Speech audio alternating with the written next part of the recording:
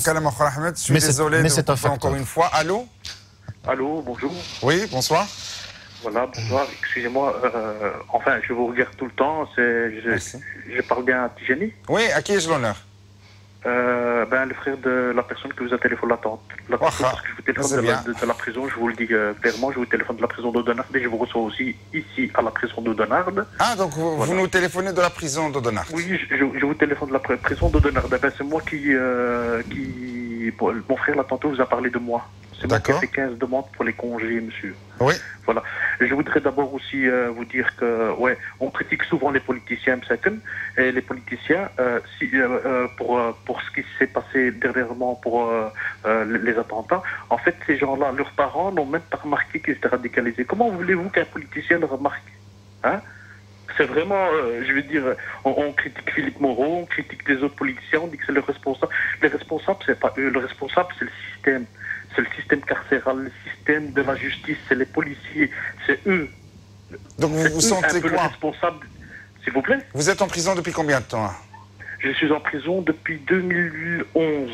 Très bien. Depuis 2011, je suis en prison. J'ai mes droits à mes congés depuis 2013. J'ai mes droits à être libéré en 2014. Et j'ai fait 15 demandes de congés. On m'a toujours refusé. J'ai rien fait de crapuleux. Hein, et mon fond de peine, c'est 2019.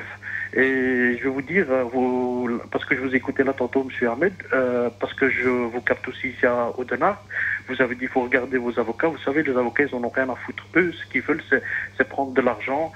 Et puis, voilà, quoi. Essayez de vous maintenir le plus longtemps possible en prison pour qu'ils puissent vous prendre le plus possible de l'argent. Ça, c'est... ils font rien, ils font pas leur travail correctement. J'ai jamais rencontré un avocat. Pour revenir à notre question, moi, je vais vous proposer. Donc, s'agissant... Et je vais me permettre... Si vous le permettez. Je vous en prie, excusez-moi. Ouais, non, si vous permettez, Ahmed Laouj, si vous pouvez envoyer peut-être un courrier, ou est-ce que c'est possible peut-être qu'il vous envoie un courrier à votre cabinet ou... Non, il faut être tout à fait clair. Ouais. Hein. Il y a un principe qui est fondamental, qui est la séparation des pouvoirs. Ouais. Donc l'élu que je suis ne peut pas intervenir dans une procédure de nature judiciaire. En l'occurrence ici, on est dans une procédure qui est judiciaire. Donc clairement, comme député, je commettrai une faute en intervenant dans un dossier. Je ne souhaite pas vous manquer de respect, monsieur, quand je vous dis que je ne suis pas avocat en charge de votre dossier.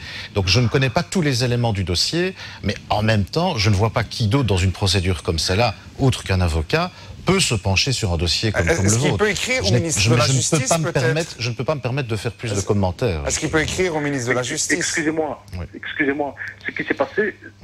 Ouais, on ne va pas parler du problème personnel, donc on sait très bien... Non, mais justement, je veux dire, ce qui s'est passé, on est tous contre. Hein. Je veux dire, moi j'ai été choqué. Mais je vais vous dire une chose aussi... Allô? Oui, on vous écoute. Voilà, j'ai envie de vous dire une chose. Hein. Oui. Je veux dire, au mois d'octobre 2015, hein, j'ai eu une information, moi je suis ici en prison, hein. Je suis ici en prison, mais j'ai eu une information, hein, comme quoi il y avait des ventes en masse d'armes qui se déroulaient à Bruxelles, dans tous les cafés de Bruxelles. Moi, quand j'ai eu cette information, j'ai contacté la police tout de suite, parce que je ne pouvais pas avoir la conscience tranquille. Moi, ça fait 40 ans que je vis ici en Belgique. Quand il se passe un truc comme ça, ça se voit qu'il se passe quelque chose de grave. J'ai averti la police 2 fois, 3 fois. Je les ai téléphonés avant l'entendant de Paris. Je leur ai téléphoné, je leur ai dit qu'il se passe quelque chose de grave à Bruxelles. Voilà ce qui se passe, voilà ce qui se passe, voilà ce qui se passe. Moi, j'ai eu cette information. Hein, je peux faire quelque chose. Eh ben, ils me disent chaque fois, oui, ok, ça va. Ils ont pas pris mes dires en considération. Hein. Manque de suivi. 2 semaines après, il y a eu ce truc à Paris. Hein, j'étais révolté. Wallah, j'étais révolté. Mais je suis content d'avoir téléphoné. Hein. Moi, la seule chose que je peux faire ici, à mon niveau, c'était de téléphoner. C'est ce que j'ai fait. Bravo. Hein. Ben, vous avez bien fait. Voilà. Est-ce que vous pouvez me rappeler votre nom, s'il vous plaît? Je ne l'aurais pas fait. Moi, je m'appelle Ahmed et je suis à Audenarde. Si je ne l'aurais pas fait, j'aurais jamais eu la conscience tranquille.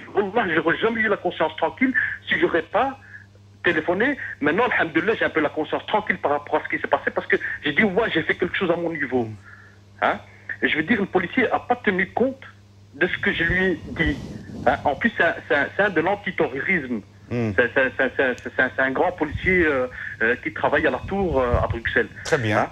Et je veux dire, il n'a pas tenu ça, il n'a pas tenu mes dires en considération. Et je veux dire, il n'a pas transmis l'information et il n'est même pas venu me voir. Alors que j'aurais peut-être pu faire quelque chose. Très bien. Et je veux dire, je me demande... Ahmed, vous n'êtes pas le seul à pointer du doigt peut-être le dysfonctionnement de nos services. Parfois, il y a un certain dysfonctionnement qui est critiqué même par par les politiques et par la presse nationale, mais aussi peut-être parfois du manque d'intérêt ou du manque de professionnalisme dans le traitement de certaines informations. Je veux dire, et vous n'êtes pas le seul à le décrier. C'est Ahmed, un dernier message peut-être, avant de peut-être interrompre cette communication. Voilà, ce que je voudrais dire, c'est que vraiment, je souhaite une bonne chance à la famille des victimes et je leur souhaite courage, quoi, parce que c'est vraiment dur. Et courage aussi pour notre communauté, parce que moi je suis ici en prison, je veux dire, déjà entre détenus, les gardiens, on nous voit mal. Je veux dire, il faut que tout ça, je veux dire, nous on est tous victimes. Ces gens-là, c'est pas des musulmans. Ces gens-là, c'est comme des nazis. Les nazis, ils n'avaient pas de religion. Ces gens-là, c'est la même chose. Ils utilisent leur religion, pour faire du mal. Ahmed, je vais profiter que vous êtes avec nous, peut-être vous poser une dernière question. On parle de radicalisation dans les prisons. Est-ce que vous avez constaté ça? Vous avez été approché? Oui, c'est vraiment terrible. Moi, il y a eu des terroristes ici dans la section. Je peux parler? Oui, je vous écoute. Voilà. Il y a eu des terroristes ici en prison. Je veux dire, les gens, par exemple, quand ils passent au palais, au tribunal, et quand au tribunal, il passe au tribunal, par exemple, il y a les journalistes, le procureur demande une petite peine pour dire, parce qu'il sait que l'histoire va se marquer au journal, pour dire que voilà, qu'ils ne sont pas sévères avec les Marocains. Et il demande des grosses peines aux Belges. Et puis le jour du verdict, il n'y a pas de journalistes. Et le terroriste, wallah, qui les avait prévenus. Moi, c'est ça que je suis resté étonné de ça. Non, je veux dire, est-ce que vous avez été approché en prison? Est-ce que quelqu'un a essayé de vous embrigader, de vous endoctriner, de vous radicaliser? Oui. Bien sûr, oui. Ça existe. J'ai été approché ici. Mais moi, je suis pas con. Moi, alhamdoulilah, j'ai une éducation qui peut pas elle n'est pas violente. Moi, j'ai mon père qui est sahab dawa. Moi, mon islam, c'est dawa, c'est la parole. C'est pas la violence.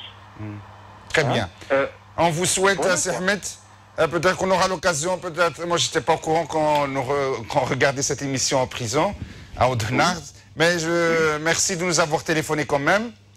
On vous souhaite beaucoup de chance. Je veux dire, en fait, moi je vous admire tous les deux, parce qu'un il s'appelle Ahmed comme moi, et l'autre il s'appelle Tijane, comme mon frère.